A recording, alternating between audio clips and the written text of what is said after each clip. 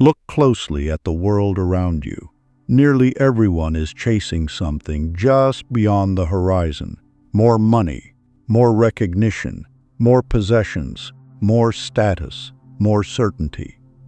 We are taught that fulfillment always lies in the next achievement, the next promotion, the next relationship, the next purchase. Yet, despite living in an age of unprecedented comfort and information, anxiety grows, peace becomes rarer, and satisfaction fades almost as quickly as it arrives. The race never truly ends because the destination was never where we were told it would be.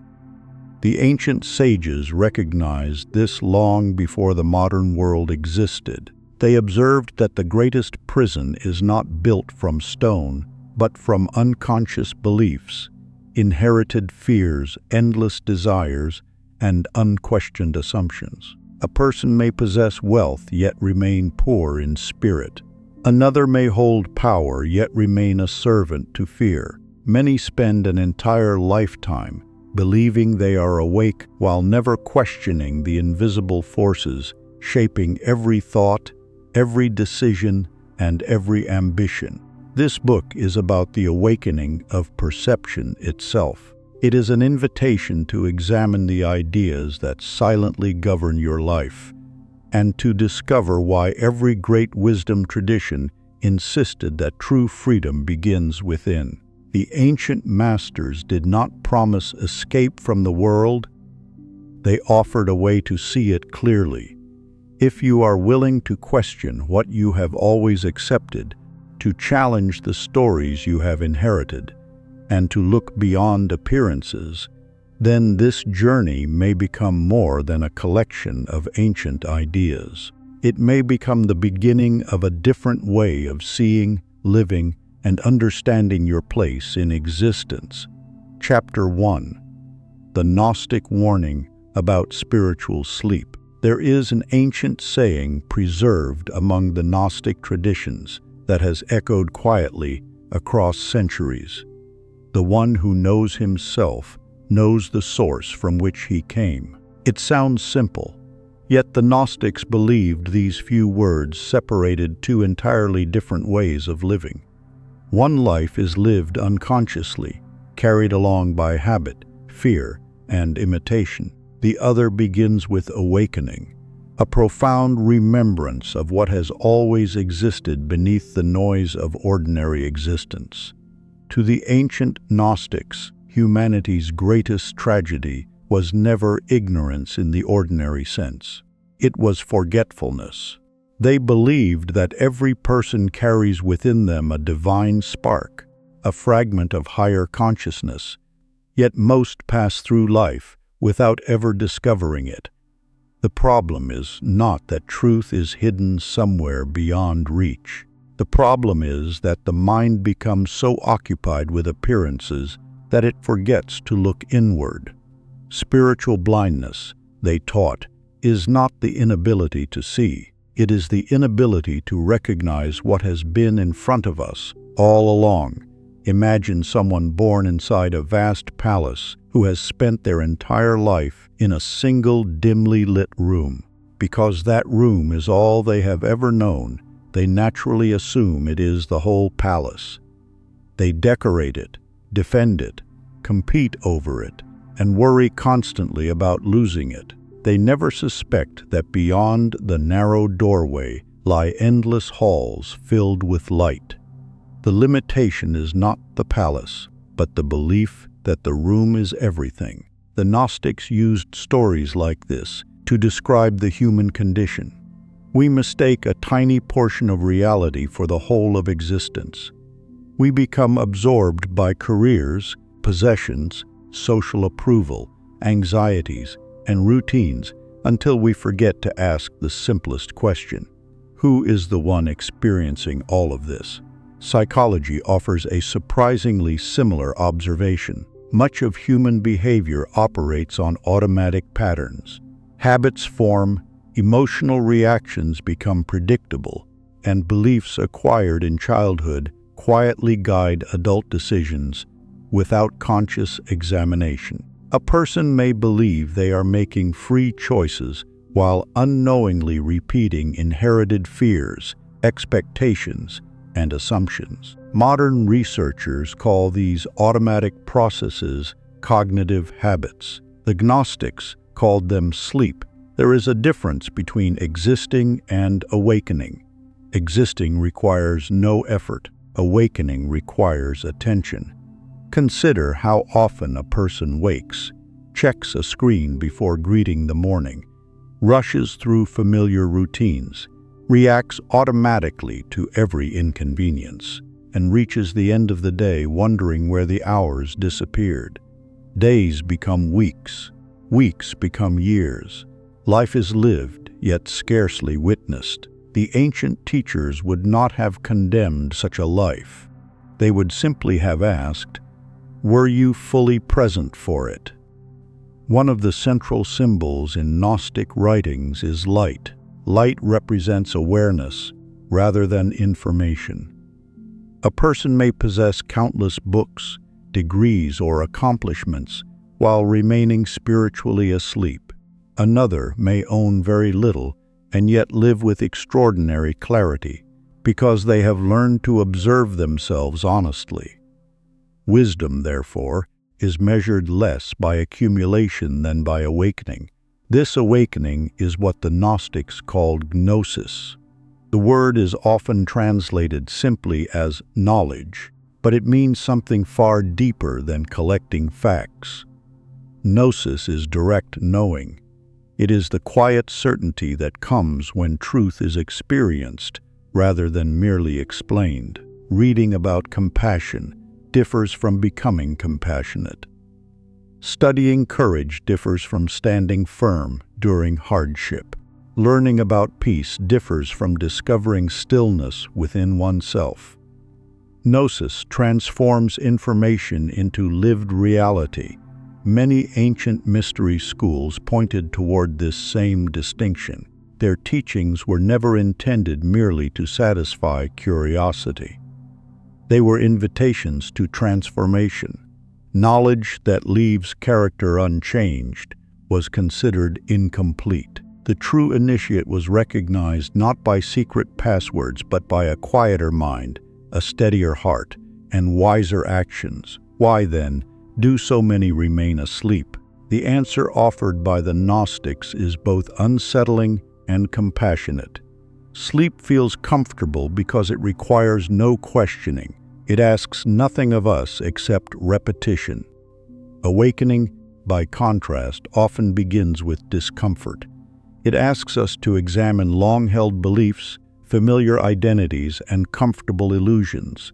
It invites humility, because every genuine insight begins with admitting that something important has been overlooked. Ancient Hebrew wisdom literature echoes this principle when Proverbs repeatedly praises understanding above riches. Socrates expressed it differently when he declared that the unexamined life is not worth living. The Buddha observed that ignorance gives rise to suffering. Though separated by cultures and centuries, these traditions converge upon a single realization. Human beings suffer less from lacking information than from lacking awareness. There is another subtle danger in spiritual sleep.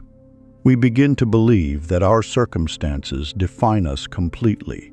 Success becomes identity. Failure becomes identity. Praise inflates us. Criticism destroys us.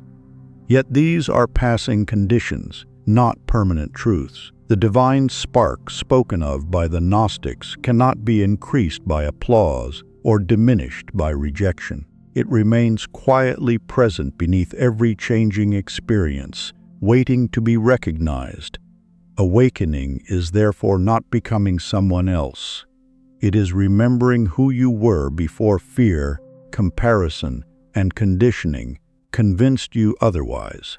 This remembrance changes the quality of everyday life. Conversations become more attentive because you are no longer trapped inside constant self-concern.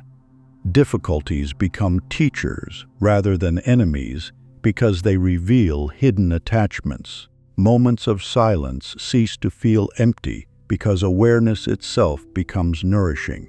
Life does not necessarily become easier, but it becomes clearer. The first step is remarkably simple. Begin noticing. Notice your thoughts without immediately believing them. Notice your emotions without allowing them to command every decision. Notice your habits without defending them. Observation weakens unconsciousness. Awareness quietly dissolves illusion. Every awakening begins with attention. There is an old Gnostic image of a traveler who spends years searching for a priceless jewel rumored to exist somewhere beyond distant deserts and mountains. He crosses kingdoms, studies under famous teachers, and endures countless hardships. Exhausted, he eventually returns to the humble village where his journey began. An elderly craftsman recognizes the traveler's necklace and gently asks why he has never opened the small pendant hanging around his own neck. Inside it rests the very jewel he spent his entire life pursuing. The story is symbolic, yet profoundly practical. Humanity often searches everywhere except within. The treasure was never absent. Only awareness was. The greatest awakening is remembrance. Chapter 2. The first illusion, mistaking the mask for the self. Every civilization has understood that human beings wear masks. Some are carved from wood for ceremonies, others are fashioned from gold for kings, and many are completely invisible. These unseen masks are the identities we build from our names, occupations, achievements, opinions, possessions, successes, and failures. They are useful for navigating society, yet dangerous when we mistake them for our true nature. Not everything seen is true. The ancient philosophers repeatedly warned that appearances possess extraordinary power. They do not merely conceal reality, they often persuade us that they are reality. This is the first great illusion. A child enters the world without titles or reputation. Gradually, labels accumulate: successful, intelligent, ordinary, wealthy, poor, important, forgotten, strong, weak. Each description becomes another thread woven into identity, until the original self is almost impossible to distinguish beneath the fabric of borrowed definitions. The Gnostics viewed this process as one of the deepest forms of spiritual sleep. Plato described something remarkably similar through the allegory of the cave, where prisoners mistake shadows for reality because they have never seen the light beyond them. Both traditions suggest that perception is shaped not only by what exists, but by what we have learned to expect. Modern psychology offers another perspective. Human beings naturally create self-narratives, stories explaining who they are and what the world means. These narratives simplify life, yet they can also imprison it. Someone who silently believes, "I always fail," begins interpreting ordinary setbacks as proof of permanent inadequacy. Another, convinced they are unworthy, may reject opportunities before anyone else does. Reality is filtered through identity. The ego, in this sense, is not simply pride. It is the collection of stories we mistake for ourselves. Ancient teachers never suggested destroying the personality. Instead, they encouraged seeing beyond it. Imagine an actor who performs so convincingly that, after years on stage, he forgets his own name and begins believing he truly is the character. Every triumph and tragedy in the play feels absolute because he no longer remembers the one who entered the theater before the performance began. Many people live exactly this way. A promotion becomes proof of worth. A failure becomes proof of inadequacy. Public praise creates confidence. Public criticism creates despair. identity rises and falls with circumstances because it has been entrusted to things that constantly change. Yet beneath every role remains something quieter, the observing awareness that notices thoughts, emotions, victories, and losses without being identical to any of them. Mystics across traditions called this the true self, the inner witness, or the divine image. Different names point toward the same possibility. You are more than the roles you perform. This realization changes relationships as well. When we define ourselves entirely through external identity, we inevitably judge others by theirs. We compare achievements, appearances, wealth, influence, and status. Compassion becomes difficult because comparison demands constant measurement. But when identity is rooted more deeply, comparison begins to lose its fascination. The 7 sages of Greece repeatedly emphasized moderation because they understood that ego thrives on extremes. Proverbs reminds readers that pride often precedes downfall because inflated identity cannot survive changing fortune. Aristotle argued that flourishing comes through cultivated character rather than public recognition. Across traditions, the lesson remains remarkably consistent. Character is more enduring than reputation. Awakening, therefore, requires a gentle but courageous question. Who are you when every label disappears? Not your profession, not your possessions, not your accomplishments, not even the opinions others hold about you. The silence that follows this question is uncomfortable because it exposes how much of identity has been borrowed. Yet within that silence lies extraordinary freedom. A practical exercise follows naturally. Spend a few moments each evening reflecting on the roles you played throughout the day. Parent, colleague, friend, leader, student. Appreciate them, but also notice that each role came and went. Something remained present through every interaction. That quiet presence deserves your attention. Ancient initiation schools rarely began with grand revelations. They began with self-observation. Before attempting to understand the universe, students were instructed to understand the mind, through which the universe was perceived. There is an old story from the mystery traditions about a sculptor who spent decades creating magnificent statues for temples across the ancient world. Visitors praised the beauty of every finished figure, yet one young apprentice noticed that his master devoted even more time removing stone than adding detail. Curious, the apprentice asked how such lifelike forms emerged from rough marble. The old sculptor smiled and placed his hand upon an unfinished block. "I do not create the figure," he said. "I simply remove everything that does not belong to it." The apprentice carried those words throughout his life, eventually realizing that the lesson had never been about stone. Wisdom, character, and authentic identity are not manufactured. They are revealed by patiently removing illusion, fear, vanity, and borrowed identities until the truth that was always present can finally be seen. The first illusion is believing you are the mask. The first awakening is discovering the face beneath it. Chapter 3: Orphic Mysteries and the Purification of the Soul. Long before philosophy filled the academies of Greece, secret traditions known as the Orphic Mysteries quietly taught a different path to wisdom. Their teachings were not concerned primarily with politics, wealth, or worldly achievement. They focused upon a deeper question: how does the human soul remember its divine nature? The Orphics believed that life itself was a sacred journey of purification.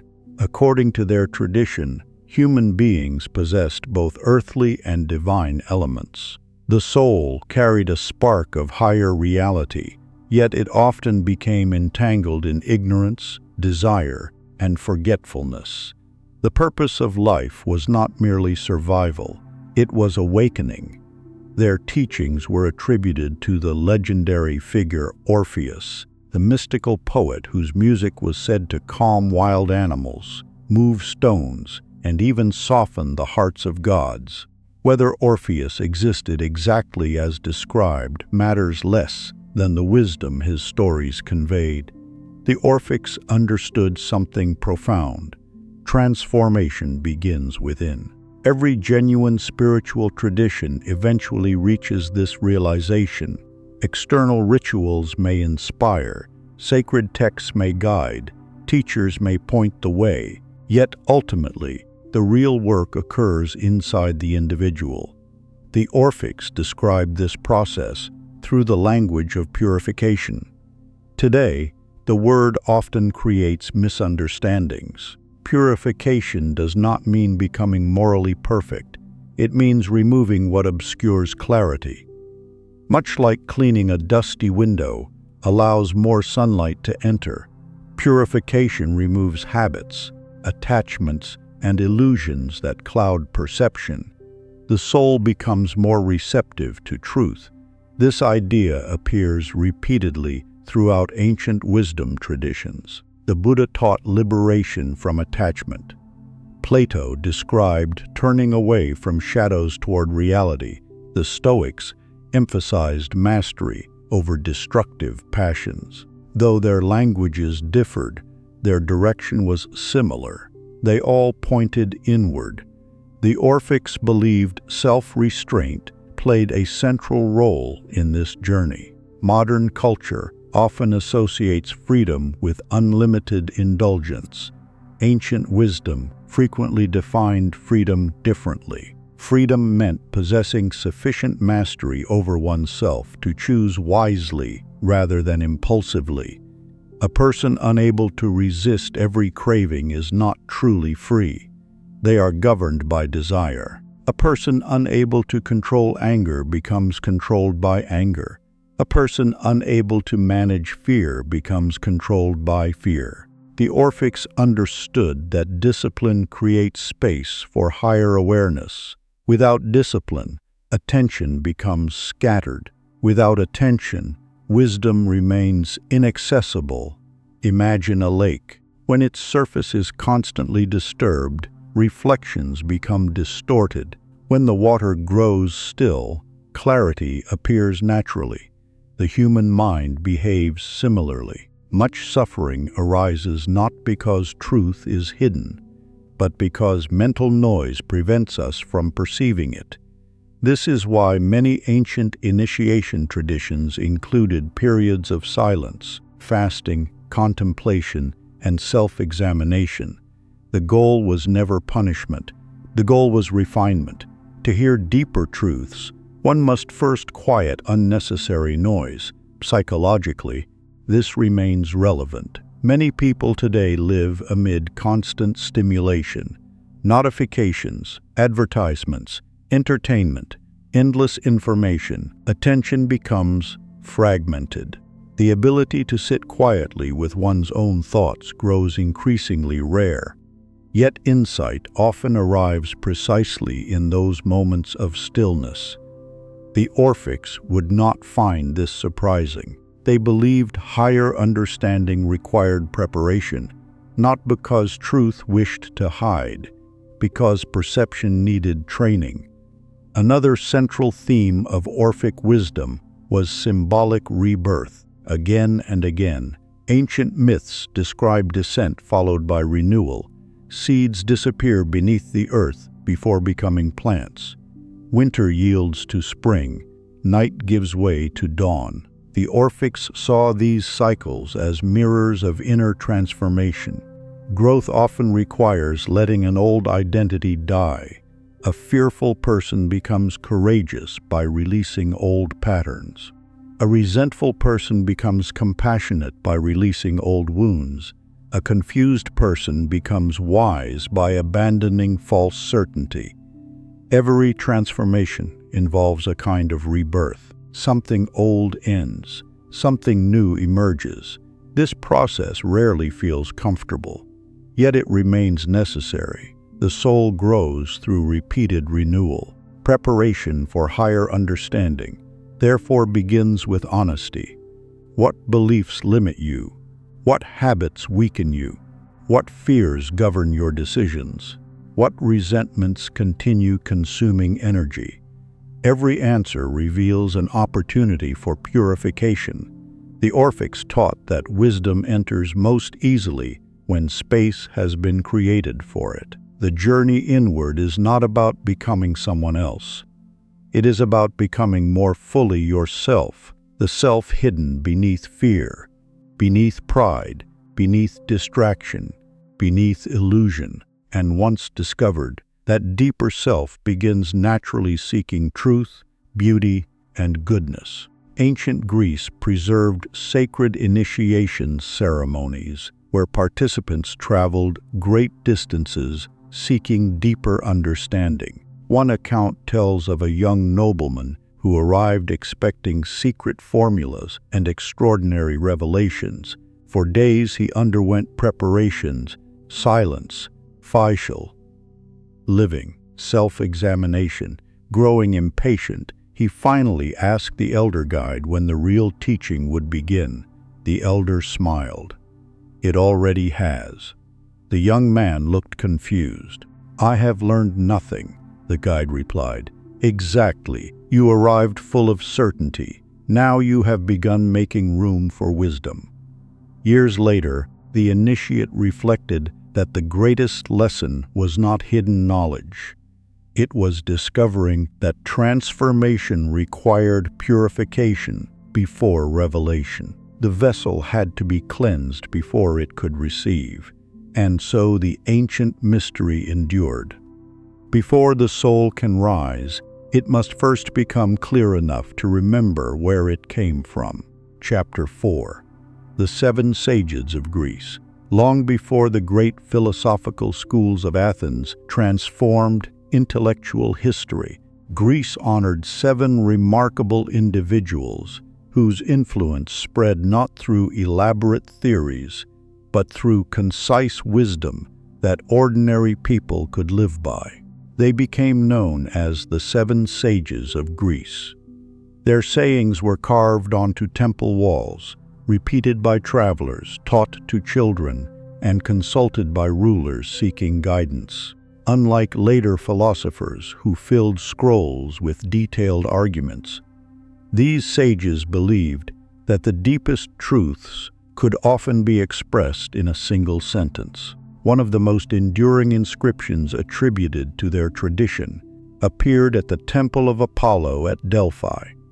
"Know yourself," another declared, "nothing in excess." These were not merely beautiful phrases. They were practical instructions for living wisely. The 7 sages understood something that many civilizations repeatedly forget. The quality of a life is determined less by dramatic moments than by ordinary choices repeated over many years. A kingdom might rise through military conquest, but a person's character is built in quiet moments. How one speaks to family, responds to disappointment, keeps promises, exercises restraint, and treats those who can offer nothing in return. Their philosophy was never meant to remain inside academies. It belonged in marketplaces, homes, farms, workshops, and public assemblies. Wisdom, they believed, proves itself through conduct. This practical approach remains strikingly relevant today. Modern culture often searches for extraordinary solutions to ordinary problems. We look for life-changing breakthroughs, revolutionary systems, or secret techniques, while overlooking the quiet disciplines that actually shape character. The 7 sages would likely remind us that greatness rarely arrives through one spectacular decision. It emerges from thousands of ordinary ones. One of their central virtues was moderation. The Greeks called it sophrosyne. a balanced state of mind in which reason governs appetite, emotion, and ambition. Moderation did not mean mediocrity or lack of passion. It meant refusing to become enslaved by excess. Too much pride isolates, too much fear paralyzes, too much anger destroys, too much pleasure weakens discipline. Even virtues can become distorted when separated from wisdom. Imagine an archer drawing a bow. Pull too little, and the arrow falls short. Pull too much, and the bow may break. The skill lies not in force alone, but in balance. Human life follows a similar pattern. Health requires balance between work and rest. Relationships require balance between speaking and listening. Leadership requires balance between confidence and humility. The 7 sages recognized that balance is not weakness. It is strength under intelligent direction. Another pillar of their teaching was justice. Justice was never limited to courts or kings. It began with fairness in everyday life. An honest merchant weighing grain accurately, a parent treating children impartially, a friend remaining loyal during difficult times. These quiet acts formed the foundation of a healthy society. Modern psychology supports this ancient insight. Trust is built through consistent fairness. Communities flourish when individuals believe that honesty matters. Families remain strong when justice is practiced at home before it is demanded from institutions. Justice begins close. It begins with us. Closely connected to justice was self-control. The sages understood that the greatest victories are often invisible. Conquering another city may impress history, but conquering one's own impulses transforms destiny. A harsh word left unspoken, an impulse resisted, a temptation wisely declined. These victories rarely receive applause, yet they quietly shape a person's future. Self-government was one of their highest ideals. A society governed by wise laws is valuable, but a person governed by wisdom is priceless. Without self-government, external freedom becomes dangerous. A person free to act without discipline may become captive to every passing emotion. They are carried by anger today, envy tomorrow, fear the next day, and pride the day after that. Their life becomes reactive rather than intentional. The sages urged people to become rulers of themselves before seeking influence over others. This teaching echoes throughout history. Plato would later describe the well-ordered soul. Aristotle would speak of virtue formed by habit. The Stoics would encourage mastery over destructive passions. Though expressed differently, the underlying principle remained the same. The strongest government begins within. Humility also occupied an honored place among the 7 sages. To modern ears, humility is sometimes mistaken for insecurity or weakness. The ancient Greeks viewed it differently. Humility meant seeing reality accurately. It was freedom from exaggerated self-importance. A humble person neither diminished their gifts nor exaggerated them. They understood that knowledge always remained incomplete and that wisdom grew through continual learning. One of the wisest men of Greece, Solon, reportedly remarked, "I grow old learning many things. Notice the absence of certainty. The truly wise never stop learning." This insight possesses remarkable psychological depth. People who believe they already know everything stop observing. Curiosity fades. Growth slows. But those who remain teachable continue expanding throughout life. Humility keeps the mind open. Pride quietly closes it. The 7 sages also believed philosophy belonged to everyday life. Their wisdom was never reserved for scholars. It belonged equally to farmers deciding how to treat neighbors, artisans perfecting their craft, parents raising children, and leaders making difficult decisions. Philosophy was not escape from ordinary responsibilities. It was the art of fulfilling them wisely. This perspective transforms daily routines. Preparing a meal becomes an opportunity to practice gratitude. Conducting business becomes an opportunity to practice integrity. Facing criticism becomes an opportunity to practice patience. Every ordinary moment becomes a classroom for character. That is why ordinary choices matter. Every decision quietly votes for the person we are becoming. Speak truth today, and honesty strengthens. Practice generosity today, and compassion deepens.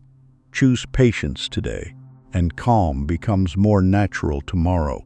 Character grows almost invisibly, much like a tree adding one subtle ring each year. We rarely notice the daily change, yet decades later, the transformation becomes undeniable. The 7 sages never promised easy lives. They promised wiser ones. One of the most famous stories from ancient Greece concerns Solon, one of the 7 sages, and King Croesus, the fabulously wealthy ruler of Lydia. Croesus proudly displayed his treasures: gold, jewels, magnificent palaces, and vast armies. Confident that no one could rival his prosperity, he asked Solon, "Tell me honestly, have you ever seen a happier man than I?" The king expected admiration. Instead, Solon calmly replied that true happiness could not be measured while a life remained unfinished. Fortune changes, wealth disappears, character alone remains dependable. Croesus dismissed the answer. Years later, his kingdom fell. His riches vanished. Standing before defeat, he suddenly remembered Solon's words. Only then did he understand. The wise man had not envied his wealth. He had seen beyond it. Chapter 5, Neoplatonism. Returning to the One. Everything longs to return to its source. This quiet idea became one of the most beautiful insights preserved within the tradition of Neoplatonism. While kingdoms rose and collapsed, while empires argued over power and borders, the philosopher Plotinus invited people to consider a far greater journey, not across mountains or oceans, but from fragmentation back to unity. According to him, the deepest longing within every human being is not for wealth, status, or even knowledge. It is the longing to remember the source from which all existence flows. Plotinus called that source the One. The One was not merely another god among many gods. It was beyond names, beyond images, beyond all human descriptions. It was perfect unity, the origin from which beauty, truth, goodness, intelligence, and life itself continually emerged. Just as countless rays pour from a single sun without diminishing its light, Plotinus believed that the diversity of creation flowed naturally from the limitless fullness of the One. This vision transformed the way he understood the human soul. Every person, he taught, carries within them a quiet memory of their divine origin. We may spend years chasing success, admiration, pleasure, or certainty, yet beneath every desire lies a deeper homesickness that no external achievement can satisfy. It is not the longing for another place. It is the longing to become inwardly whole again. Modern psychology observes something similar in different language. Many people experience an underlying sense of incompleteness, even after accomplishing goals they once believed would make them happy. A long-awaited promotion, a larger home, or public recognition may bring temporary satisfaction, but before long another desire appears. The horizon simply moves farther away. Ancient philosophers noticed this pattern centuries ago. They concluded that the soul is searching for something finite things can never completely provide. Plotinus would have said, "The soul is remembering." This remembrance begins not by acquiring more, but by removing what obscures our vision. He often compared spiritual growth to polishing a mirror covered in dust. The mirror has never lost its ability to reflect light. It has simply become obscured by neglect. Likewise, the human soul does not become divine through effort alone. Rather, it gradually reveals the divine nature already present beneath distraction, fear, vanity, and attachment. This is why Neoplatonism places such importance on inner purification. Purification is often misunderstood as harsh self-denial or rejection of ordinary life. Plotinus meant something subtler. Purification is the gradual freeing of attention from whatever constantly pulls it away from wisdom. Every unnecessary resentment released, every dishonest impulse corrected, every selfish habit transformed, becomes another layer of dust removed from the mirror of consciousness. The journey upward, therefore, is also a journey inward. Many imagine spiritual ascent as climbing toward distant heavens. Plotinus reversed the image. The farther inward one travels, the closer one approaches ultimate reality. External travel expands geography. Internal travel expands consciousness. There is a profound psychological truth hidden within this idea. Human beings naturally scatter their attention. One part worries about yesterday, another fears tomorrow, another seeks approval from strangers, while yet another compares itself endlessly with others. Energy becomes fragmented. The result is exhaustion without peace. Unity begins when attention gathers itself again. Imagine a river divided into dozens of shallow channels. Each stream trickles weakly across the land.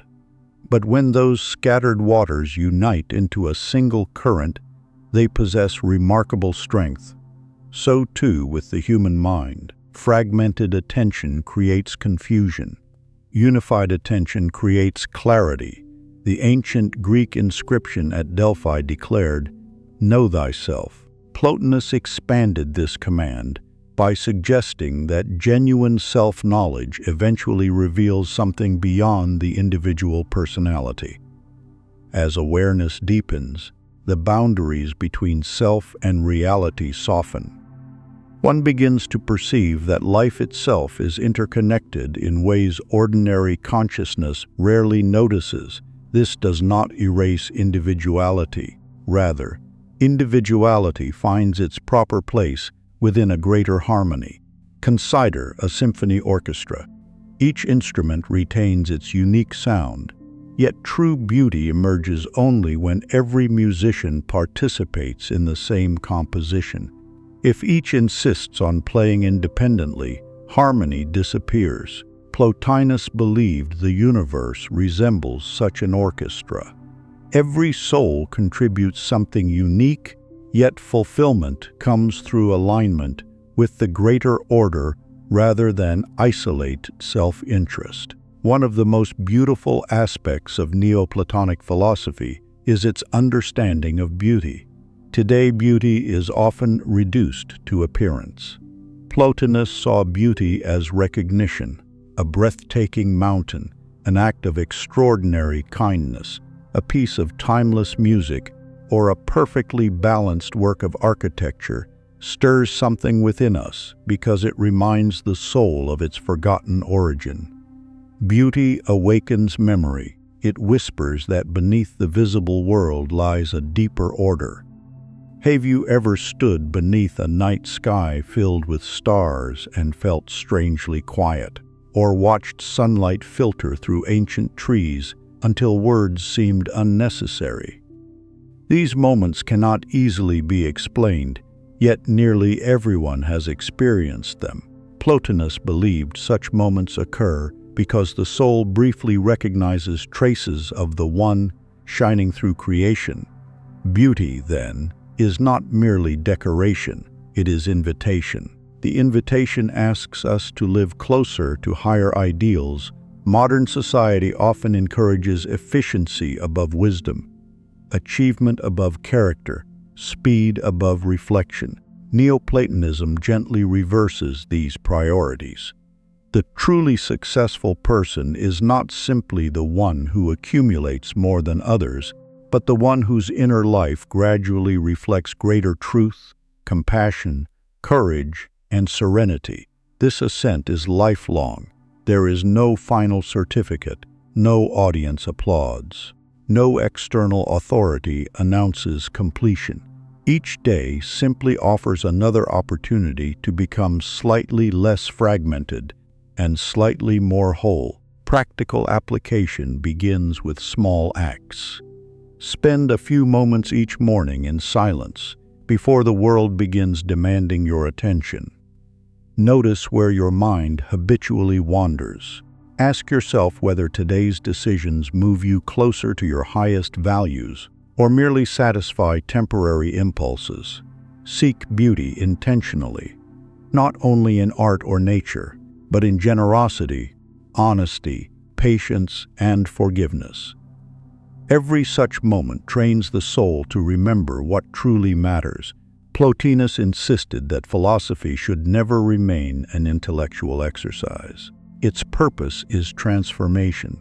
Ideas become meaningful only when they reshape the way we live. The soul does not climb toward light by argument alone. It rises through becoming more like the light it seeks. An old story preserved in later Neoplatonic circles tells of a young traveler who journeyed across the Mediterranean hoping to find the wisest teacher alive. He climbed mountains, crossed deserts, and visited magnificent temples, collecting scrolls filled with profound teachings. Yet the more knowledge he gathered, the more restless he became. Finally, exhausted, he reached the humble home of an elderly philosopher living quietly beyond the city walls. The traveler proudly displayed his collection of sacred writings, expecting praise. The old philosopher smiled kindly and asked only one question. After reading all these scrolls, are you more peaceful than when you began? The traveler lowered his eyes. No, the philosopher gently extinguished the lamp between them until the room fell into darkness. Then he opened the shutters, allowing moonlight to flood the room without effort. You have spent years trying to collect light, he said softly, but you never removed the shutters. The traveler understood. The journey had never been outward. It had always been inward. Return inward. Chapter 6. Aristotle and the Hidden Purpose of Life. While many ancient philosophers searched the heavens for eternal truths, Aristotle spent much of his life observing the ordinary world with extraordinary attention. He studied plants, animals, politics, ethics, friendship, education, and human behavior, convinced that every part of existence revealed something about the deeper order of reality. Yet beneath all his investigations lay one timeless question: what is the purpose of a human life? For Aristotle, this was not an abstract puzzle reserved for scholars. It was the most practical question anyone could ask, because without understanding our purpose, success becomes impossible to measure. A person may spend decades climbing a ladder only to discover it leaned against the wrong wall. Aristotle believed that everything in nature possesses a purpose. An acorn naturally grows toward becoming an oak tree. A seed fulfills itself by becoming what it was designed to become. Likewise, human beings possess a unique potential that extends far beyond survival or pleasure. That potential is human flourishing. The Greek word he used was eudaimonia, often translated as happiness, but meaning something far richer. It describes a life of deep fulfillment that arises from living wisely, virtuously, and in accordance with reason. It is not an emotion that appears and disappears. It is a way of being. Modern culture often equates happiness with comfort or constant excitement. Aristotle disagreed. Pleasure is enjoyable, he admitted, but pleasure alone cannot sustain a meaningful life. Comfort without purpose eventually becomes emptiness. Success without character becomes fragile. Achievement without wisdom leaves the soul restless. True flourishing begins within. Aristotle identified virtue as the bridge between human potential and human fulfillment. Virtue is not inherited, nor granted by luck. It is cultivated through repeated action. Courage grows by facing fear wisely. Justice grows by choosing fairness consistently. Temperance grows by practicing moderation. Wisdom grows through reflection and experience. This idea carries profound psychological significance. Every action strengthens a habit. Every habit shapes character. Every character influences destiny. In other words, identity is not built primarily through isolated decisions but through repeated patterns. One act of honesty does not create an honest person. Hundreds of honest choices gradually form someone whose integrity becomes natural. Excellence, therefore, is never an accident. It becomes identity. Imagine a master archer in ancient Greece. Spectators admired the perfect shot, assuming extraordinary talent alone explained such precision. They never witnessed the thousands of arrows released before sunrise, the patient corrections after each mistake, or the countless hours spent strengthening body and mind. What appeared effortless was actually the visible expression of invisible discipline. So too with virtue. People often admire calm individuals without seeing years spent mastering emotion. They praise wisdom without noticing decades devoted to listening, learning, and correcting mistakes. Aristotle understood that greatness grows quietly. Reason occupies a central place in his philosophy because it distinguishes human beings from creatures driven solely by instinct. Yet Aristotle never suggested suppressing emotion. Instead, reason serves as a wise guide, helping emotions find their proper place. Courage is not the absence of fear, but fear governed wisely. Generosity is not reckless giving but thoughtful kindness. Confidence is not arrogance but realistic self-respect. The famous golden mean illustrates this beautifully. Every virtue exists between destructive extremes. Courage lies between cowardice and recklessness. Humility lies between insecurity and pride. Patience lies between passivity and anger. Wisdom rarely lives at the edges. Modern psychology increasingly supports this balanced perspective. Emotional regulation, delayed gratification, and thoughtful decision-making consistently predict greater well-being than impulsive behavior. Aristotle recognized these truths over 2,000 years ago through careful observation of human nature. Practical application remains surprisingly relevant. Ask not only, "What do I want today?" Ask, "Who am I becoming through today's choices?" This single question transforms ordinary decisions into acts of character formation. The meal you prepare, the words you speak, the promises you keep, the anger you restrain, the kindness you offer. Each becomes another brushstroke, painting the portrait of the person you are becoming. There is a quiet dignity in this philosophy because it places extraordinary power within ordinary moments. You need not wait for dramatic opportunities to become virtuous. Daily life provides countless chances. Practice virtue daily. There is an old story told about Aristotle during his years teaching in Athens. A wealthy young noble once approached him, asking how he might become truly great.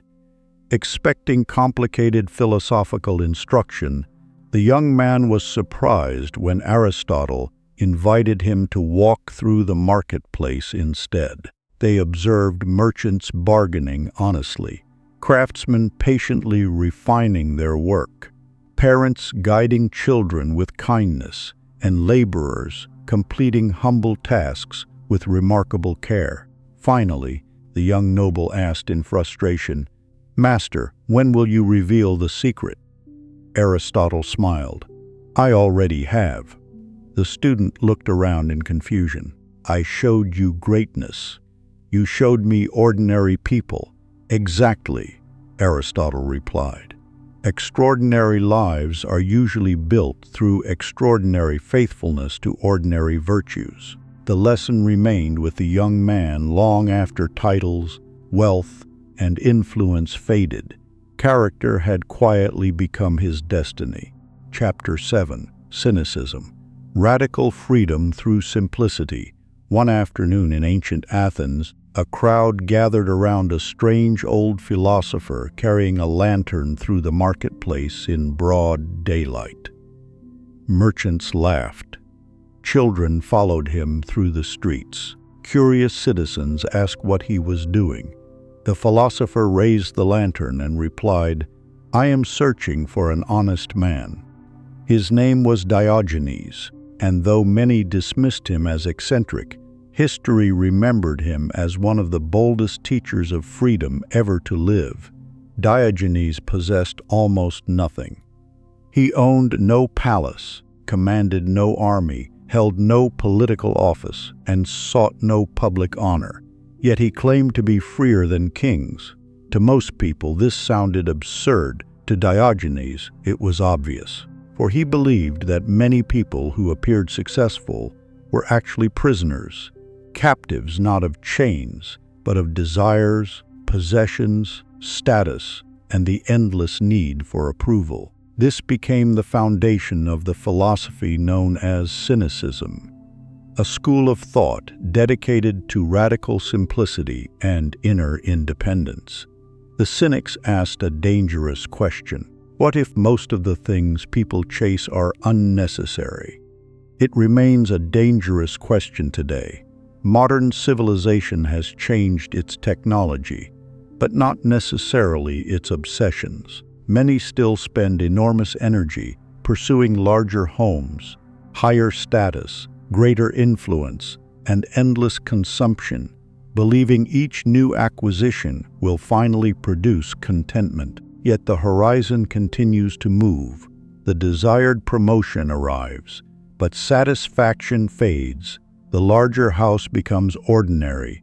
The expensive possession loses its excitement. The recognition that once seemed essential becomes insufficient. Ancient cynics observed this pattern centuries ago. They concluded that human suffering often comes not from lacking enough, but from constantly believing that what we have is not enough. The problem is not wealth itself. The problem is dependence. A person who cannot be happy without luxury becomes controlled by luxury. A person who cannot feel valuable without praise becomes controlled by praise. A person who cannot rest without constant validation becomes controlled by public opinion. The cynics viewed freedom differently. Freedom meant becoming less dependent on external circumstances. Diogenes often demonstrated this through provocative actions. One story tells of him observing a young boy drinking water from his hands at a fountain. Immediately, Diogenes threw away his drinking cup.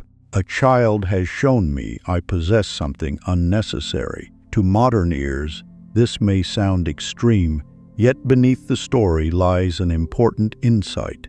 Every unnecessary attachment carries a hidden cost. The more possessions we accumulate, the more attention they require. The more status we pursue, the more anxiety we experience protecting it. The more we seek approval, the more vulnerable we become to criticism. Possessions are not always burdens, but dependence often becomes one. Psychologically, the Cynics understood something that modern behavioral science continues to explore. Human beings quickly adapt to improvements in circumstance. What once felt extraordinary soon feels normal. The mind recalibrates. This process is sometimes called the hedonic treadmill. The Cynics discovered it without laboratories. They simply observed human behavior. One person longs for a comfortable home. After obtaining it, they desire a larger one, then a more luxurious one, then a better location, then greater prestige. The object changes, the pattern remains, the appetite rarely says, "Enough." This is why Diogenes believed simplicity was not deprivation, it was liberation. A person who requires little cannot easily be manipulated. A person who needs constant approval can be controlled by public opinion. A person who needs constant luxury can be controlled by fear of losing it. But a person who has learned contentment possesses extraordinary resilience. The Cynics sought this resilience above all. Their philosophy was not about rejecting society entirely. It was about refusing to allow society's values to determine one's worth. Imagine two people losing their jobs. One collapses emotionally because their identity depended entirely upon professional status. The other feels disappointment, but remains steady because they never confused their occupation with their value. The external event is similar. The internal freedom differs greatly. This distinction lies at the heart of Cynic wisdom. The ancient philosophers often compared desire to carrying stones. One stone is manageable. 100 become exhausting. Many people spend their lives adding stones without ever asking whether they need to carry them. More possessions, more obligations, more comparisons, more expectations, more distractions. Eventually, the burden becomes so familiar that they mistake it for normal life. The Cynics offered a radical alternative: roam what is unnecessary. Keep what is essential. Protect your freedom. This philosophy feels surprisingly relevant in an age of endless consumption. Today, entire industries compete for attention. Advertisements continually suggest that happiness is one purchase away. Social media constantly invites comparison. People are exposed to more images of wealth, success, beauty, and status in a single day than ancient individuals encountered in years. The result is often subtle dissatisfaction, not because life is lacking, because comparison distorts perception. Diogenes would likely smile knowingly at this. He understood that wanting less often creates greater peace than acquiring more. Need less. Live more. This does not mean abandoning ambition. It means ensuring that ambition serves wisdom rather than replacing it. Pursue excellence. Build meaningful work. Cultivate beauty. Bewade others. But never allow external achievements to become the foundation of your identity. The Cynics believed true wealth is measured by freedom. How much can you lose without losing yourself? How many comforts can disappear while peace remains? How much criticism can you receive without abandoning your principles? These questions reveal a different kind of prosperity, one measured not by accumulation, but by independence. One of history's most famous encounters occurred when Alexander the Great, ruler of the largest empire in the world, visited Diogenes. Alexander arrived surrounded by soldiers, wealth, and power. Diogenes sat quietly in the sunlight. The conqueror approached the philosopher and asked whether there was anything he could do for him.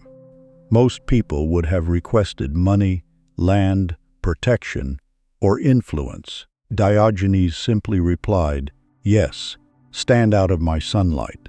The crowd was stunned. Alexander was not insulted. Instead, he reportedly said, "If I were not Alexander, I would wish to be Diogenes." The emperor recognized something remarkable. Though he ruled nations, he still desired more. Diogenes possessed almost nothing, yet lacked nothing essential. One commanded an empire, the other commanded himself. History remembers both. But only one demonstrated radical freedom. Chapter 8. Ancient Hebrew Wisdom. Some of the most enduring wisdom in history was not written for philosophers or kings alone. It was written for ordinary people seeking to live meaningful lives amid uncertainty, prosperity, hardship, success, and loss. The ancient books of Proverbs and Ecclesiastes speak across thousands of years because they address questions every generation eventually asks. How should we live? What truly matters? Why do achievements sometimes leave us empty? How can wisdom outlast changing circumstances? Unlike speculative philosophy, Hebrew wisdom literature begins with careful observation of life itself. Farmers watched seasons. Shepherds learned patience. Craftsmen understood diligence. Parents observed character developing through daily habits. Their conclusions emerged not from abstract theories, but from generations of lived experience. One recurring lesson appears almost immediately. Humility protects. Pride blinds. Pride convinces a person they have already arrived. Humility reminds them there is still more to learn. Ancient Hebrew teachers saw pride as one of the greatest dangers because it quietly distorts perception. A proud ruler stops accepting wise counsel. A proud merchant believes honesty no longer matters. A proud family member refuses reconciliation. Pride rarely announces itself loudly. It often disguises itself as certainty. Humility, by contrast, keeps the heart teachable. It recognizes both strength and limitation. It seeks wisdom before victory. Modern psychology reaches similar conclusions. Individuals who remain open to feedback, acknowledge mistakes, and continue learning generally adapt more effectively than those convinced they already possess every answer. Humility is not thinking less of yourself. It is thinking more truthfully. Closely connected with humility is the principle of stewardship. The Hebrew sages consistently taught that possessions are entrusted rather than permanently owned. Wealth, influence, abilities, health, relationships, and time are gifts to be managed responsibly rather than idols to be worshipped. This perspective changes everything. Instead of asking, "How much can I accumulate?" the wiser question becomes, "How faithfully am I using what has already been placed in my care?" A farmer understands stewardship instinctively. Seeds must be planted wisely, soil cared for patiently, harvest shared responsibly. Waste eventually weakens future abundance. Human life follows similar principles. Time neglected cannot be recovered. Relationships ignored slowly deteriorate. Talents left unused gradually fade. Stewardship transforms everyday living into quiet responsibility. Another profound theme woven throughout Ecclesiastes concerns the changing seasons of life. There is a time for every purpose under heaven, a time to plant, a time to harvest, a time to speak, a time to remain silent, a time to mourn, a time to rejoice. Nature demonstrates this rhythm continually. Winter never apologizes for being cold. Spring never rushes before its appointed season. Autumn does not cling desperately to leaves already prepared to fall. Only human beings often resist the natural rhythm of life. We demand immediate results. We resent waiting.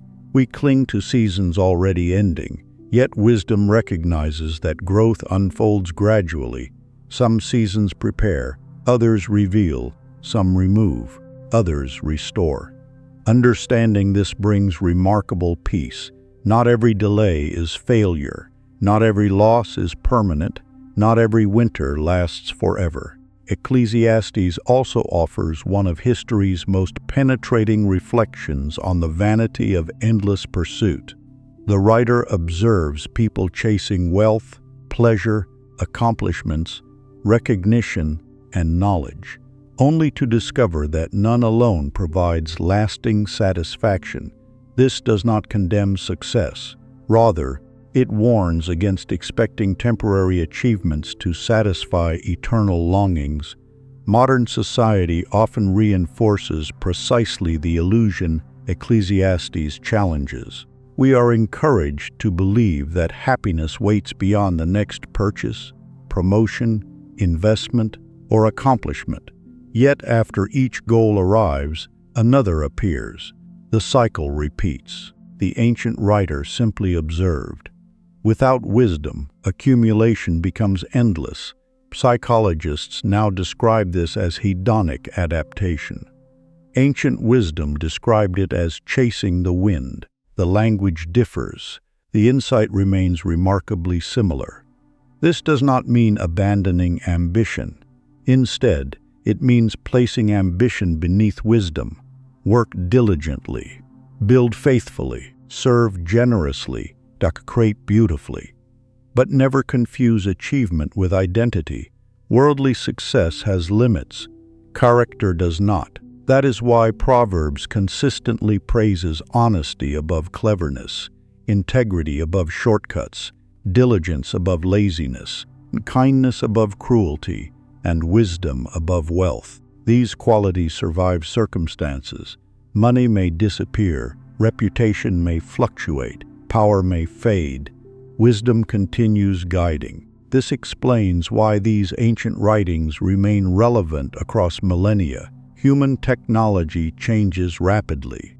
Human nature changes slowly.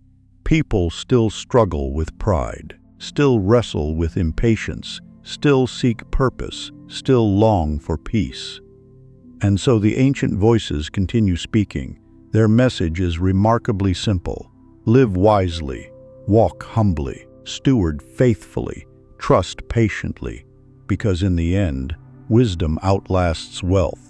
Tradition tells that King Solomon possessed extraordinary wealth, influence, and wisdom. His kingdom prospered beyond imagination.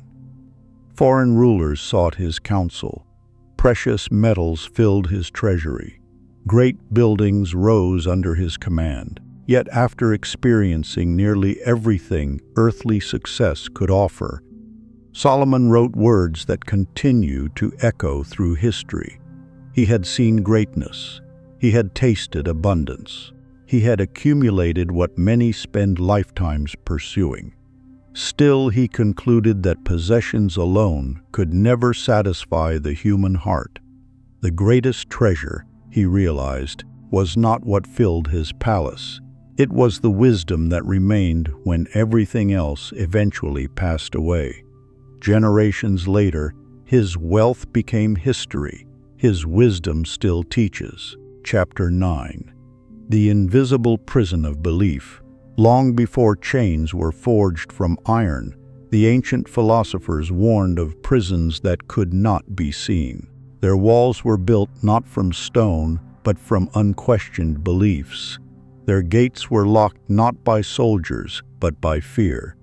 Their prisoners often lived ordinary lives, believing themselves completely free, unaware that their thoughts followed paths laid down long before they had consciously chosen them. This is the invisible prison of belief. Unlike a physical prison, it travels wherever its prisoner goes. A person may cross oceans, accumulate wealth, change careers, or gain social status, yet still remain confined by assumptions inherited from childhood, culture, past disappointments, or repeated failures. External circumstances may change dramatically, while the inner world remains almost identical. Ancient wisdom traditions understood this danger well. The Gnostics spoke of humanity sleeping within illusion. Plato described prisoners in the cave mistaking shadows for reality. The Stoics urged people to examine the judgments that created unnecessary suffering. Though their languages differed, they pointed toward the same discovery. Much of human limitation begins not outside the mind, but within it. A belief is far more powerful than an opinion. An opinion is something we hold. A belief often becomes something that holds us. Consider two travelers approaching the same mountain path. One believes the climb will reveal breathtaking views and meaningful lessons. The other believes it will only bring exhaustion and disappointment. The mountain remains unchanged, yet each traveler experiences an entirely different journey. Their expectations quietly shape their attention, their perseverance, and even the meaning they assign to each obstacle. Beliefs rarely alter reality itself. They often alter the way we encounter it. Modern psychology echoes this ancient insight. Researchers have shown that expectations influence perception, motivation, and persistence. People tend to notice information that confirms what they already believe, while overlooking evidence that challenges it. This pattern, often called confirmation bias, is not merely an intellectual habit. It becomes a way of constructing reality. If a person believes they are destined to fail, they often notice every mistake while ignoring every success. If another believes people cannot be trusted, every betrayal becomes proof, while every act of kindness is dismissed as an exception. If someone believes change is impossible, they unconsciously stop looking for opportunities to grow. The prison strengthens itself. Fear often becomes the prison's chief architect. At first, fear arrives as a temporary visitor. It warns against genuine dangers and helps preserve life. But when left unexamined, fear gradually changes its role. It stops saying, "Be careful," and begins whispering, "This is who you are."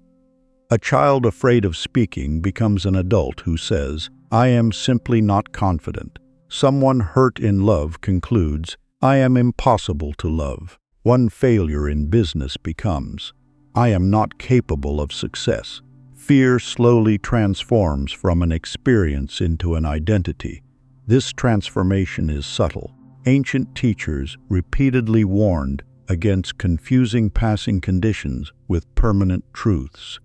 The Hebrew wisdom literature reminds us that thoughts shape the heart. The Buddha taught that attachment to false ideas creates suffering. The cynics encouraged stripping away social illusions. Everywhere we look, the ancients urged one practice above all others: question what you assume. Inherited thinking deserves particular attention. Very few of our deepest assumptions originate entirely within ourselves. Families pass on beliefs about money, success, relationships, authority, aging, failure, and self-worth. Cultures reinforce certain narratives while dismissing others. Communities establish invisible rules about what is considered possible or impossible. Many of these inherited beliefs are valuable. Others quietly limit us. Imagine a gardener inheriting an old orchard. Some trees bear healthy fruit. Others have become diseased over time. A wise gardener does not preserve every tree simply because it has always been there. He examines each one carefully. Healthy roots are nourished. Diseased branches are removed. The mind deserves the same attention. Every inherited belief should eventually face one question: does this help me become wiser, freer, and more compassionate? If not, it may be time to let it go. Escaping inherited thinking does not require rejecting every tradition. Quite the opposite. Ancient philosophy teaches discernment rather than rebellion. Wisdom keeps what is true while releasing what no longer serves human flourishing. This process requires courage because beliefs often become intertwined with identity. To question an old assumption can feel like questioning oneself. Yet genuine growth always involves such moments. The caterpillar cannot become a butterfly while insisting upon remaining a caterpillar. Transformation asks for surrender before renewal. Many people search endlessly for external breakthroughs while overlooking the beliefs quietly directing every decision. They change jobs but carry the same insecurity. They move to new cities but repeat the same relationships. They achieve goals but remain haunted by old fears. The scenery changes. The script remains the same until the script itself is rewritten. Ancient mystery schools often described awakening as remembrance rather than acquisition. They believed wisdom was not entirely something added to the soul, but something uncovered beneath layers of conditioning. The deeper self already possessed clarity. It simply needed freedom from illusion. That idea remains psychologically profound. Perhaps the most important question is not, "What should I become?" Perhaps it is, "What false beliefs prevent me from becoming who I already have the capacity to be?" Every meaningful life eventually encounters this question. Freedom begins there. Ancient storytellers often spoke of a powerful elephant raised from infancy, with a simple rope tied around one leg. As a calf, the rope was strong enough to prevent escape. The young animal struggled repeatedly until exhaustion convinced it that freedom was impossible. Years passed. The elephant grew immense, capable of uprooting trees and moving massive stones. Yet each evening the same thin rope was fastened around its leg. It no longer struggled. The rope had not become stronger. The belief had. One day an old sage watched the elephant standing quietly beside the tiny stake. A young student asked why such a powerful creature never escaped. The sage answered softly, "It is no longer tied by the rope. It is tied by yesterday." The greatest prison is often the one we no longer question. Chapter 10. The inner battle every master faced.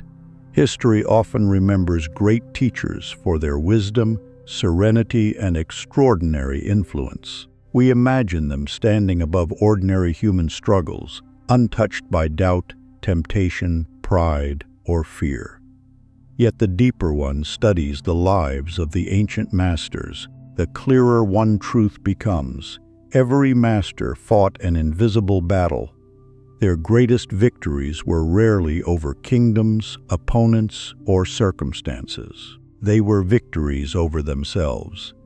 Whether reading about Socrates calmly accepting death, the Buddha confronting Mara beneath the Bodhi tree, Marcus Aurelius wrestling with anger and fatigue, or the desert sages enduring years of solitude, one pattern emerges again and again.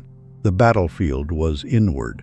Ancient philosophy consistently described human life as containing two competing forces. One seeks comfort, recognition, control, and immediate gratification. The other seeks wisdom, truth, compassion, and lasting peace. Different traditions gave these forces different names. The Gnostics spoke of awakening beyond ignorance. Plato contrasted appetite with reason. The Stoics distinguished destructive passions from rational judgment. Early Christian monastics described the struggle between the lower and higher nature. Though the vocabulary changed, the conflict remained remarkably similar. Today we might simply describe it as the tension between ego and our highest values. The ego is not inherently evil. It helps us navigate daily life, form identity, and survive. Problems arise when it quietly claims the throne that rightly belongs to wisdom. The ego constantly asks, how do I appear? How do I compare? How can I protect myself? How can I win? The higher self asks different questions. What is true? What is right? What serves others? What strengthens my character? Every day these voices compete for attention. Attention itself became one of the greatest disciplines taught by ancient masters. Whatever repeatedly receives attention gradually shapes consciousness. A gardener knows this instinctively. Water weeds consistently, and weeds flourish. Nourish healthy plants instead, and the garden changes completely. The mind follows the same principle. Repeated attention strengthens pathways. Feed resentment every day, and resentment becomes easier. Practice gratitude consistently, and appreciation becomes more natural. Focus continually upon fear, and the world begins appearing increasingly dangerous. Attend carefully to wisdom, and perception slowly transforms. Modern neuroscience calls this neuroplasticity. Ancient philosophers simply called it practice. Pride often enters this inner battle disguised as strength. It whispers that correction is unnecessary, that learning has ended, that mistakes belong to others. Pride isolates because it makes growth increasingly difficult. A proud mind resists instruction. A humble mind remains teachable throughout life. The 7 sages praised humility for precisely this reason. Humility leaves room for truth. Fear represents another persistent opponent. Unlike healthy caution, fear seeks permanent control. It magnifies imagined dangers until inaction feels safer than meaningful living. Entire lives become organized around avoiding discomfort rather than pursuing purpose. Many ancient heroes crossed deserts, climbed mountains, entered caves, or journeyed into wilderness. These adventures symbolized something deeper than physical travel. They represented the willingness to face inner fears. No external pilgrimage matters unless accompanied by an inward one. Temptation also belongs to every serious spiritual journey. Ancient texts rarely portray temptation as something obviously evil. More often, it appears as the invitation to choose immediate comfort over lasting wisdom, to choose applause instead of integrity, power instead of service, convenience instead of truth, pleasure instead of purpose. The decision usually appears small. Its consequences rarely remain so. Perhaps the most subtle opponent of all is self-deception. It allows people to believe they seek wisdom while secretly seeking superiority, to believe they pursue peace while quietly feeding resentment, to speak about compassion while refusing forgiveness. The ancient masters feared self-deception more than open ignorance, because ignorance can still ask questions. Self-deception believes it already possesses the answers. That is why honest self-examination became central to nearly every philosophical tradition. Socrates urged people to examine their lives. Stoics reviewed each day before sleep. Monastic traditions practiced confession. The purpose was never guilt. The purpose was clarity. Without self-awareness, unconscious habits quietly govern behavior. One reacts automatically, repeats familiar patterns, lives by impulse rather than intention. Ancient philosophy offered a simple but demanding invitation. Notice recurring thoughts. Notice emotional triggers. Notice repeated excuses. Notice automatic judgments. Notice unconscious habits. Awareness alone begins weakening patterns that once seemed impossible to change. Every master understood this inner warfare is not won through force. It is won through sustained awareness, disciplined attention, and repeated choices aligned with wisdom. Each moment presents a quiet decision: feed fear or courage, feed pride or humility, feed resentment or compassion, feed distraction or presence. The battle never entirely disappears, neither does the opportunity for victory. An ancient desert elder once welcomed a young seeker who wished to understand why inner peace remained so difficult despite years of study. "I have read sacred books," the student confessed, "yet my mind still battles itself." The old monk smiled and drew 2 circles in the sand. "Within every person," he said, 2 lives are being built." He pointed to the first circle. "One grows through pride, fear, envy, anger, and endless comparison." Then he pointed to the second. "The other grows through humility, patience, courage, gratitude, and love." The young man asked quietly, "Which one becomes stronger?" The elder erased both circles with his hand. "The one you quietly practice every day." The greatest masters were not born free from inner conflict. They simply became faithful caretakers of the better self until wisdom spoke louder than fear. Chapter 11. The Inner Initiation. For thousands of years, stories have circulated about hidden chambers beneath ancient temples, secret brotherhoods that guarded forbidden knowledge, and mysterious initiations reserved only for a chosen few. These stories have inspired curiosity because they appeal to a timeless hope that somewhere there exists a final key capable of unlocking human potential. Yet nearly every authentic wisdom tradition eventually reveals the same unexpected truth. The greatest initiation does not happen in a hidden temple. It happens within the human heart. Ancient Egypt built magnificent sanctuaries where candidates underwent symbolic rites. The mystery schools of Greece led seekers through carefully guarded ceremonies. Gnostic teachers spoke of awakening from spiritual sleep. Hermetic writings described rebirth through divine mind. Neoplatonists spoke of ascending toward the One. Even the Buddha's enlightenment occurred not inside a palace, but beneath a tree after a profound inward struggle.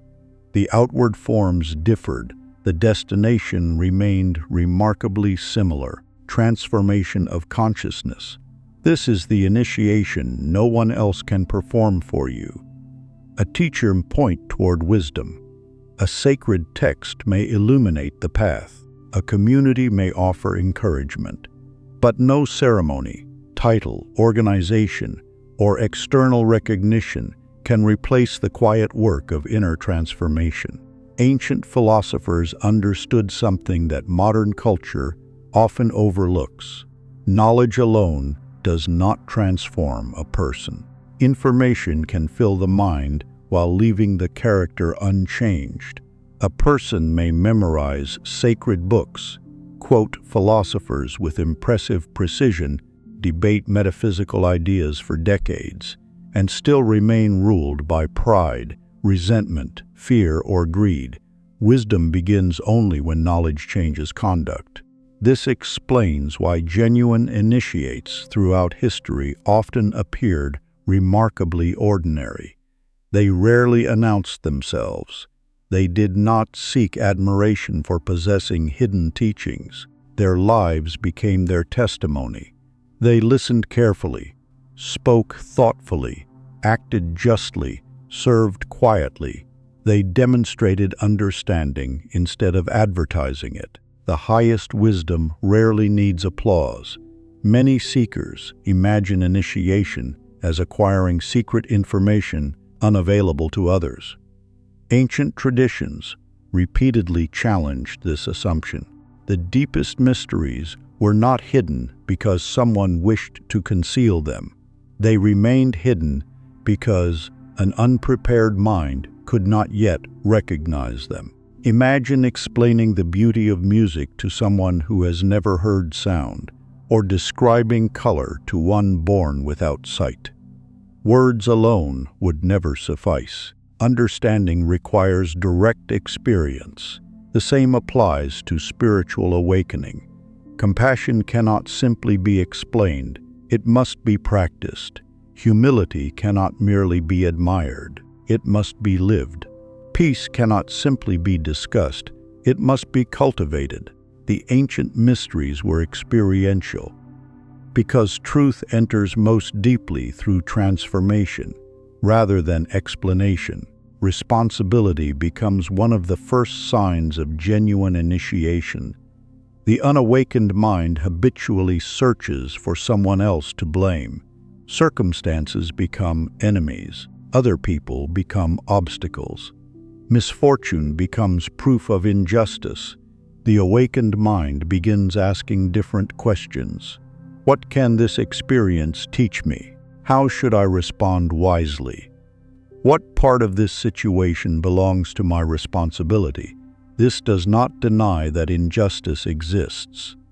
Ancient teachers clearly recognized suffering, oppression, and hardship.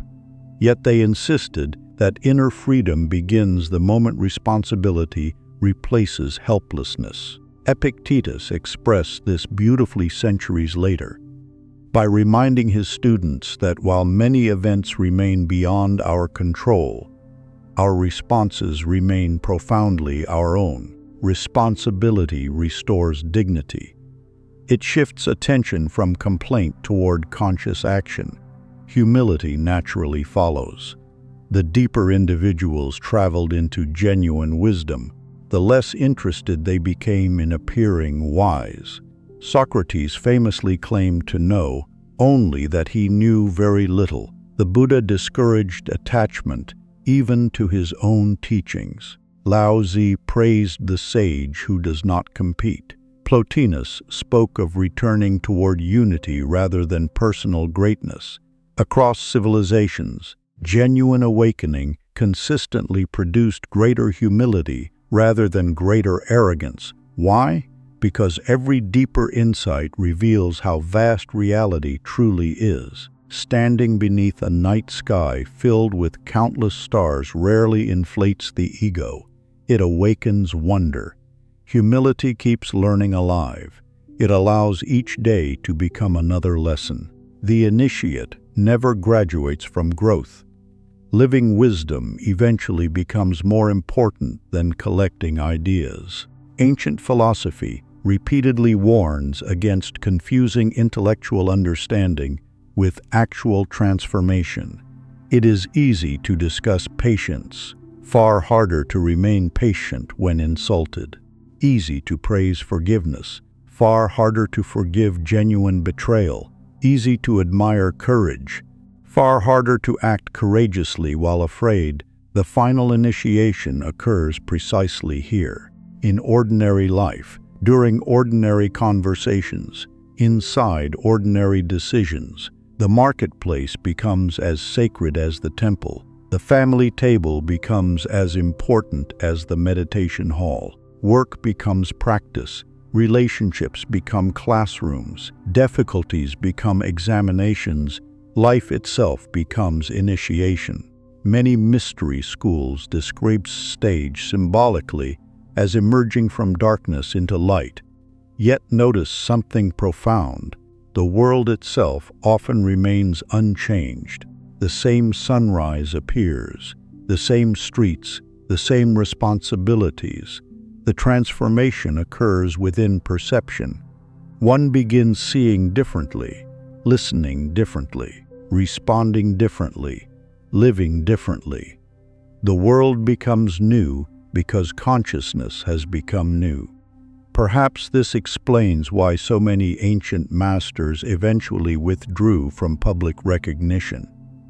Having discovered the deeper purpose of life, they no longer required constant validation. Their joy arose less from being admired than from living truthfully. Such people radiate a quiet presence difficult to describe. They carry less urgency, less comparison, less fear, not because life has become easier, but because they themselves have changed. This is the true initiation, not entrance into an exclusive society, entrance into a wiser way of being. The final degree cannot be awarded, it must be lived. The final degree is yourself. Ancient tradition tells of a young seeker who journeyed across deserts, hoping to enter a legendary mystery school. After many years of preparation, fasting, study, and discipline, he was finally led to what the elders called the final chamber. His heart raced. He expected hidden scrolls, sacred relics, or astonishing revelations. The elder slowly opened the heavy stone door. Inside stood only a polished bronze mirror. Confused, the young man asked, "Where is the secret?" The elder smiled. "It has always been waiting for the one who is finally ready to see himself clearly." The chamber contained no hidden treasure. The initiate had become it. Chapter 12. Living after awakening. Awakening is often imagined as the end of a journey.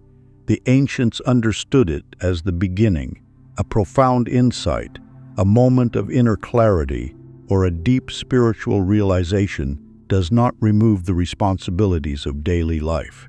The sun still rises. Meals still require preparation. Relationships still need care. Difficult people still exist.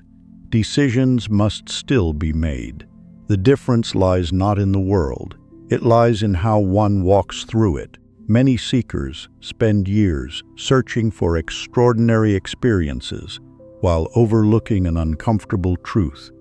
Wisdom reveals itself most consistently through ordinary living. The awakened person still goes to work, still encounters disappointment, still experiences grief, uncertainty, and physical limitation. But something fundamental has changed. Life is no longer lived unconsciously. Every moment becomes an opportunity to practice awareness. Ancient teachers repeatedly emphasized daily awareness because they knew consciousness naturally drifts back toward habit. Just as a neglected garden gradually fills with weeds, an unattended mind slowly returns to distraction, resentment, anxiety, and automatic reaction. Awareness must therefore become a daily discipline, not forced, simply renewed. It begins in the morning, before reaching immediately for noise, news, or endless stimulation. The awakened person pauses. A few moments of quiet breathing, a brief reflection, gratitude for another day, the intention to act with wisdom. Such practices appear almost insignificant, yet over months and years they quietly reshape consciousness. Small moments become lasting habits. Simplicity naturally follows awakening, not necessarily owning less, though that often happens, rather wanting less. Ancient cynics demonstrated radical simplicity through voluntary poverty. Lao Tzu praised contentment. The Desert Fathers lived with astonishing few possessions. Even wealthy philosophers like Seneca encouraged freedom from dependence upon luxury. They understood something modern life often obscures. Complexity consumes attention. Simplicity restores it. The awakened person gradually asks fewer questions about accumulation and more questions about usefulness. Does this possession serve life? Does this commitment strengthen peace? Does this conversation create understanding? If not, perhaps it can be released. Compassion also deepens. The awakened individual begins recognizing that nearly everyone carries invisible burdens. Anger often conceals pain. Pride frequently hides insecurity. Harshness sometimes grows from unhealed fear. This does not excuse harmful behavior, but it changes how one responds. Compassion sees humanity beneath imperfection. It remembers that everyone remains unfinished. Ancient wisdom consistently joined awakening with mercy. The more clearly people understood themselves, the less quickly they condemned others. Courage becomes quieter as well. Popular culture often imagines courage as dramatic heroism. Ancient philosophy honored another form, the courage to admit mistakes, to forgive, to speak truth gently, to remain ethical when compromise would be easier, to begin again after failure, to continue loving despite disappointment. Such courage rarely attracts public attention, yet it quietly transforms lives. Perhaps the most beautiful quality developed after awakening is quiet wisdom.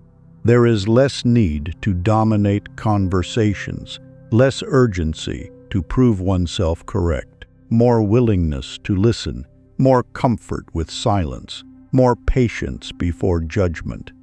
Ancient masters often answered difficult questions slowly, not because they lacked intelligence, because they respected truth. Silence allowed wisdom to mature before speech. Living after awakening also changes one's relationship with seeking itself. At first, this may seem paradoxical. Does one stop learning? Certainly not. Learning continues throughout life, but the anxious search for constant novelty gradually subsides. Many people become addicted to collecting teachings without embodying any of them. They endlessly pursue another book, another teacher, another secret, another revelation. The initiate understands that transformation depends less upon discovering new wisdom than upon practicing what is already known. A single truth lived consistently outweighs 1,000 truths merely admired. The seeker asks endlessly, "What else must I learn?" The initiate asks, "How faithfully am I living what I already understand?" That question changes everything. Everyday activities become opportunities for philosophy. Preparing food becomes gratitude. Working becomes service. Rest becomes renewal. Friendship becomes compassion. Difficulty becomes practice. Life itself becomes sacred instruction. Eventually, others begin noticing something difficult to describe, not dramatic charisma, not mysterious powers, simply presence, calmness, integrity, consistency. Such people become quiet reminders that another way of living remains possible. Without preaching, they teach. Without demanding attention, they inspire. Without seeking influence, they quietly transform those around them. Perhaps this was always the true purpose of awakening, not escape from the world, but wiser participation within it. The initiate walks the same roads as everyone else, yet every step carries greater awareness. Every conversation holds greater compassion. Every decision reflects greater integrity. And every ordinary day becomes another opportunity to embody timeless wisdom. An old potter had spent nearly 60 years shaping clay. Travelers often visited him, believing he possessed secret techniques known only to master craftsmen. One young apprentice finally asked, "Master, after all these years, what is the greatest secret?" The old man continued, turning the wheel without looking up. "There is no secret," the apprentice frowned, "but your work is unlike anyone else's." The potter smiled gently. "I simply learned to place my whole attention into every ordinary bowl." The young man looked around the workshop. Nothing appeared extraordinary. Clay, water, fire-fired hands, the master added quietly. People search for sacred moments. They forget that a sacred life is built from ordinary moments lived consciously. The apprentice never forgot those words. Years later, others called him a master. He always answered the same way. "I simply learned to stay awake while living." Conclusion: The greatest secret was never hidden. If you have listened carefully from the beginning of this journey, you may have noticed something remarkable. We traveled through Gnosticism, Neoplatonism, Aristotle, the Cynics, the Orphic Mysteries, the Seven Sages of Greece, ancient Hebrew wisdom, and countless stories of seekers who devoted their lives to discovering what later generations called forbidden knowledge. Yet, despite their different languages, symbols, and traditions, they kept arriving at the same destination. Not a hidden place, not a secret society, not a forgotten temple buried beneath the desert sands. They arrived at the human soul. Perhaps this is the greatest surprise of all.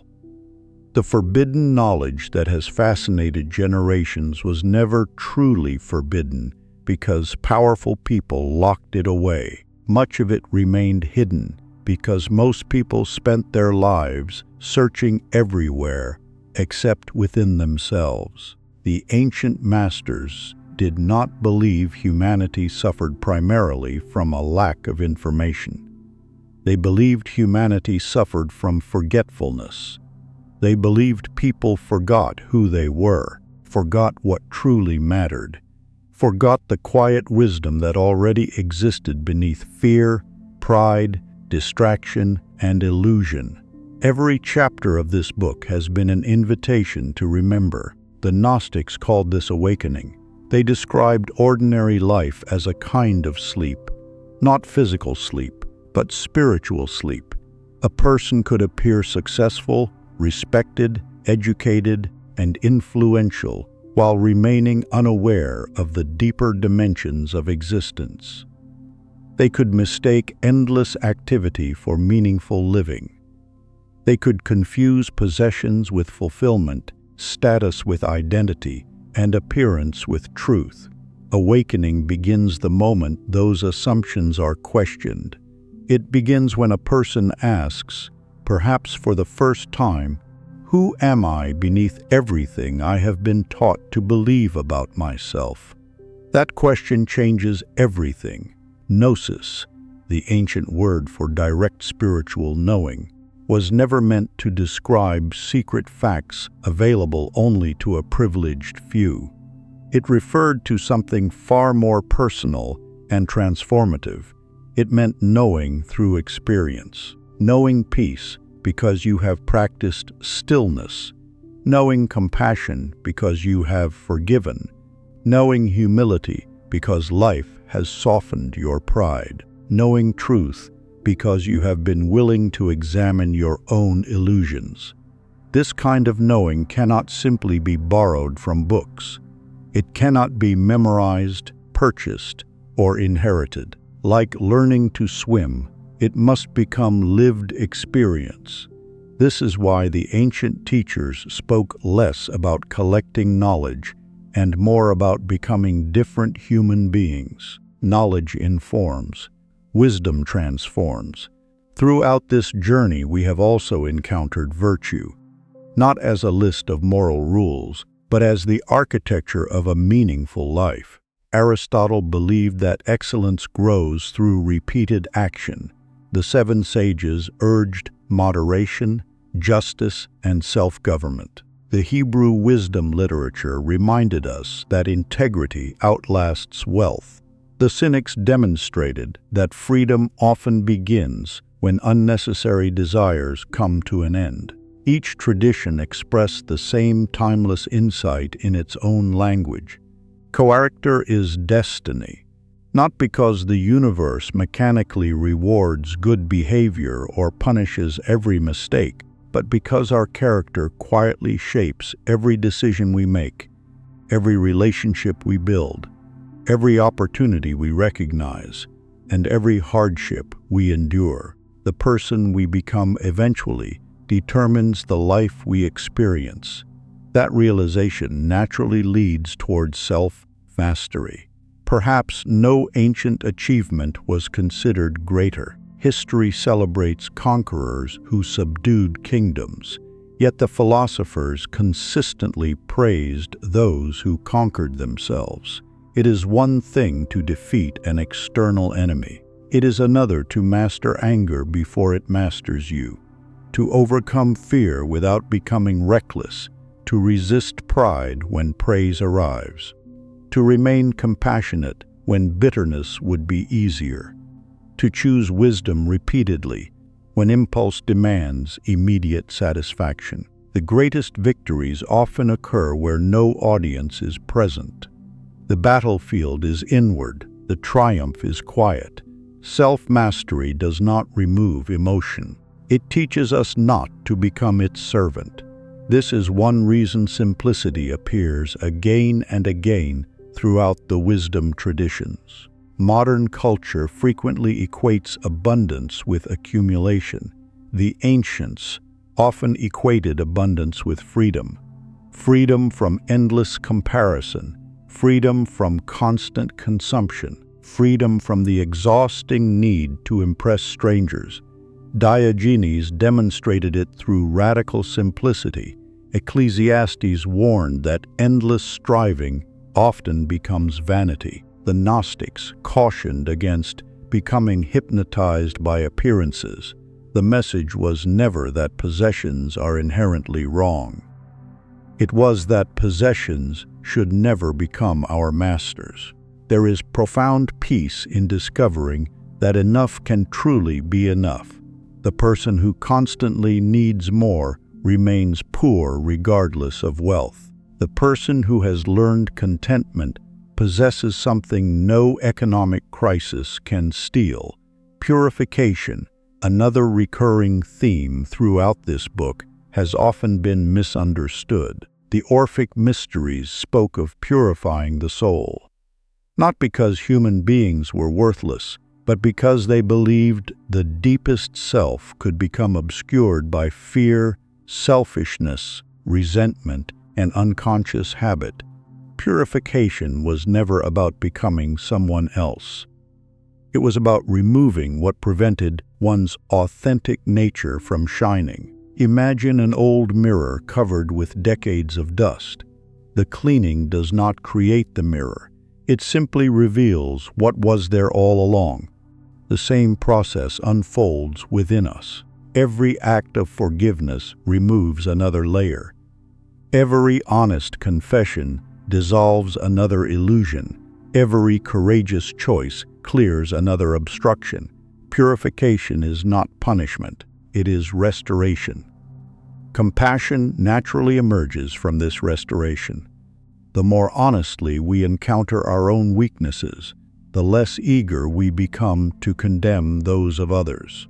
The awakened person recognizes that every human being is fighting visible and invisible battles. Some struggle with grief, others with fear, some with loneliness, others with pride disguised as confidence. Compassion does not ignore wrongdoing. Rather, it refuses to let judgment become the final word. Ancient wisdom consistently teaches that understanding heals more deeply than hatred. Mercy often transforms where punishment alone cannot. Compassion becomes one of the clearest signs that wisdom has genuinely taken root. Yet perhaps the greatest treasure offered by every ancient tradition is inner freedom. This freedom does not depend upon perfect circumstances. Boethius discovered it while imprisoned. Epictetus found it while enslaved. The Buddha found it after renouncing luxury. Diogenes discovered it while living with almost nothing. Their lives demonstrate something extraordinary. External freedom is valuable. Inner freedom is indispensable. A person may possess every comfort and remain imprisoned by fear, envy, insecurity, and endless craving. Another may possess very little while experiencing remarkable peace. The difference lies not in circumstance alone. It lies in consciousness. This brings us to the heart of everything we have explored. For centuries, people have imagined forbidden knowledge as mysterious rituals, secret symbols, hidden manuscripts, or exclusive organizations. Such things have certainly existed throughout history, but they were never the destination. They were symbols pointing toward something deeper. The real secret was always inward. The ancient temples pointed inward. The mystery schools pointed inward. The sacred texts pointed inward. The philosophers pointed inward. The sages pointed inward. Even the symbols themselves quietly whispered the same invitation. Know yourself, faster yourself, purify yourself, awaken yourself, because when consciousness changes, the entire experience of life begins to change with it. The world may remain outwardly similar, but perception becomes clearer, relationships become richer, difficulties become teachers, ordinary moments become sacred. Life gradually transforms from something happening to you into something consciously lived through you. Perhaps that is why the greatest masters often appeared surprisingly ordinary. They did not necessarily perform spectacular miracles. They practiced extraordinary awareness within ordinary life. They listened deeply, spoke honestly, acted compassionately, served quietly, learned continually. They became living examples rather than impressive performers.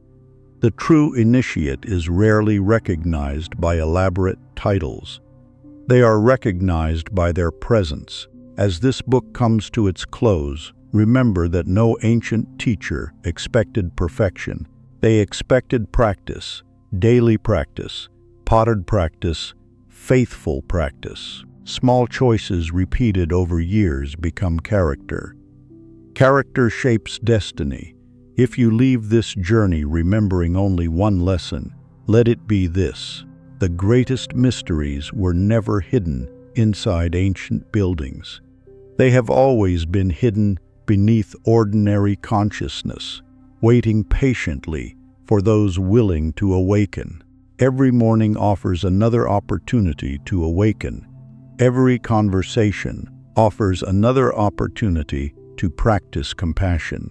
Every disappointment offers another opportunity to choose wisdom over resentment. Every success offers another opportunity to choose humility over pride. Every ordinary day offers another opportunity to become more fully yourself. That is the real initiation. That is the real forbidden knowledge.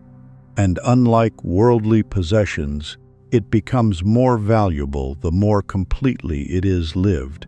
Our exploration does not end here. The ancient world preserved many other streams of wisdom, each illuminating different aspects of the human journey. Beyond these teachings lie equally profound traditions that explore the nature of consciousness, virtue, resilience, purpose, and the hidden patterns that shape both civilizations and individual lives. In our next journey, we will step into another remarkable philosophical tradition, one that has guided seekers, rulers, scholars, and ordinary people for centuries. Together, we will uncover how its timeless principles can be applied not only to understanding the ancient world, but to navigating modern challenges with greater clarity, courage, and inner peace. Because the greatest discoveries are rarely found in the past alone. They come alive each time ancient wisdom is practiced in the present.